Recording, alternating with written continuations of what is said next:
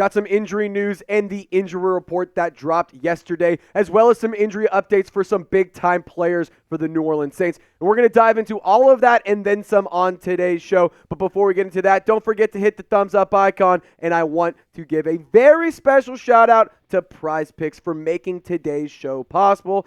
You've heard me talk about this app and this service before because I absolutely love it. I'm addicted to this thing, guys. Prize Picks is daily fantasy sports made easy. And let's just call a spade here. Football this season has sucked.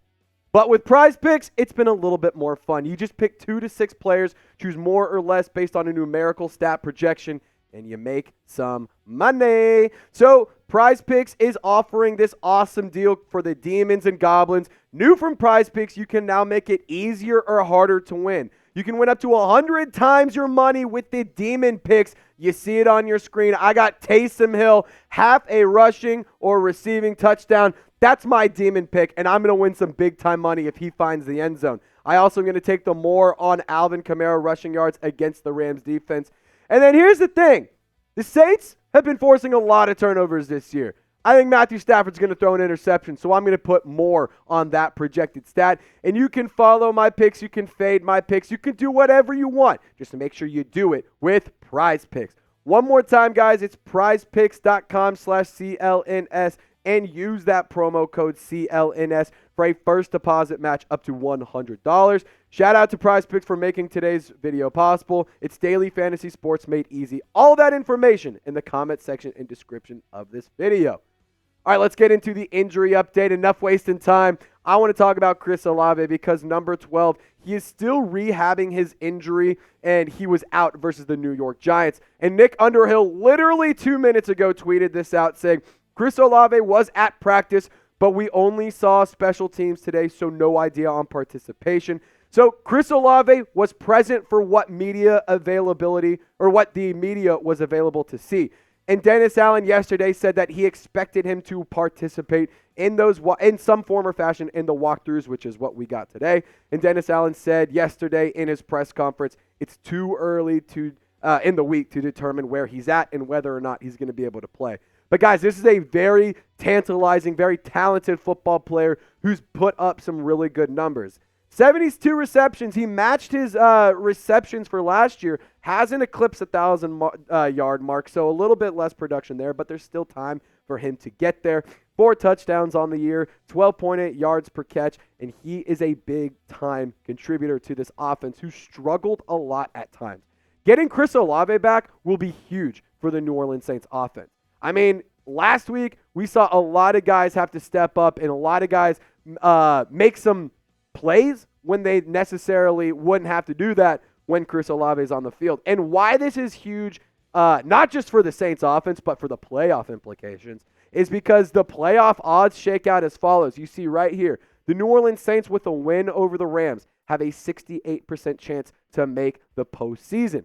If you lose, you're down to 20%, meaning really your only shot is winning the division. Right now, the wild card is still up for grabs. The Saints can still go and get a wild card spot if they beat the Rams. But right here, you can see the Rams have a lot to play for. Los Angeles, if they lose, has a 7.5% chance to make the postseason. And with the win, it's all the way up to 67%. So I think it's important that Chris Olave plays, but I'm going to tell you this. If it comes to absolute worst case scenario, if it comes down to the, oh my God, he either has to play or he isn't, I'm just going to say don't rush him.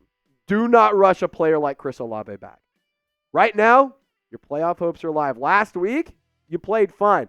The Rams and the Giants are not the same football team. The Rams are so much better. They are red hot, and they're playing some of the best football they've played all season.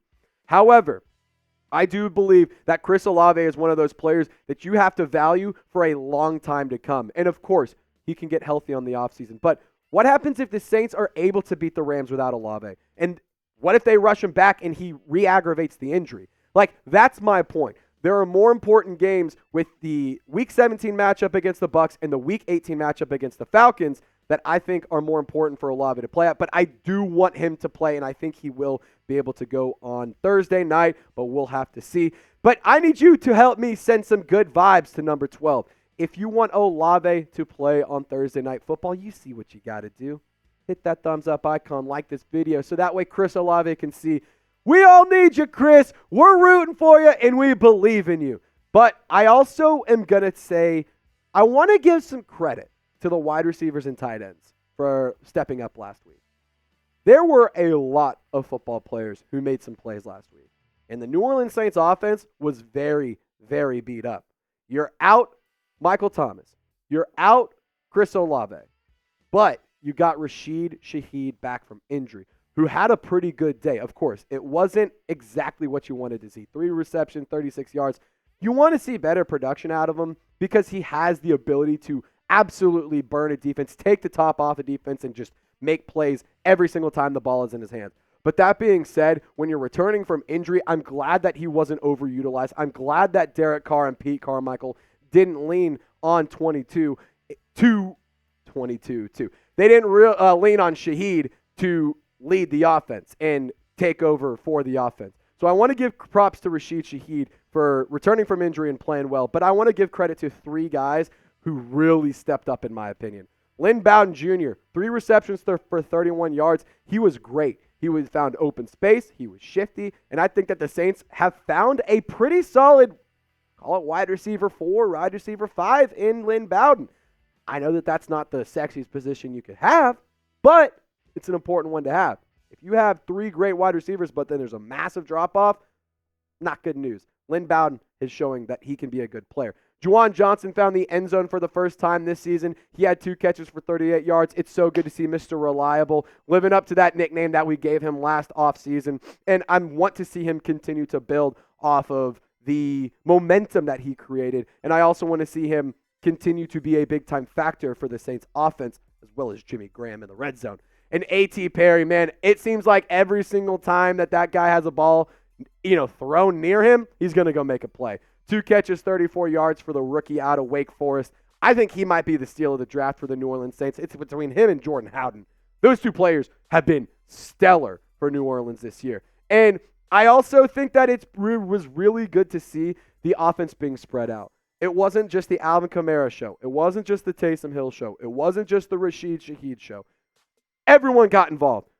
10 different pass catchers, whether it was a wide receiver, running back, or tight end, all caught a pass. 10 different players. That is incredible. So what I want to see the Saints offense do is incorporate their young stars. Get Rashid Shaheed a little bit more involved now that you can assume he might be a little bit healthier. I also want to see Chris Olave, if he's good to go, get incorporated. Don't run away from what just worked. Don't run away from the offensive plan that was doing well for you, or that went well for you this past week. Incorporate your stars into that. Don't change it. Keep it moving, but just incorporate and work and include them in the game plan. And I do want to give an update on Lonnie Johnson, an injury update for him. He did suffer a knee injury versus the Giants, and he is on a week-to-week basis to return. It's not expected to be anything major, but you can expect him to be a week-to-week designation, if you will, for the next, remainder of the season, I guess you could say. But let's look at the full injury report for this week. Did not participate. Again, this is going to be for a assumed injury report. This came out yesterday. It was they did walkthroughs today. They didn't have practice yesterday. They're playing on Thursday Night Football. That's why everything's kind of moved up a day, in case you didn't know.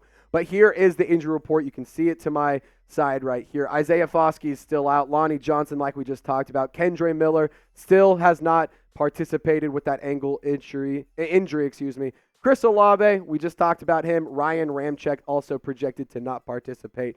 But then with the limited participants, you have Cameron Jordan, Carl Granderson, and Payton Turner, who was designated to return to practice off of the IR list. So I think that that's some good news and adds some good depth for the Saints. Of course, Payton Turner's not the greatest football player in the world. He is not exactly he's not even been worth the first-round pick. Hell, I don't think he's been worth a third, fourth, fifth-round pick. He's kind of stunk it up.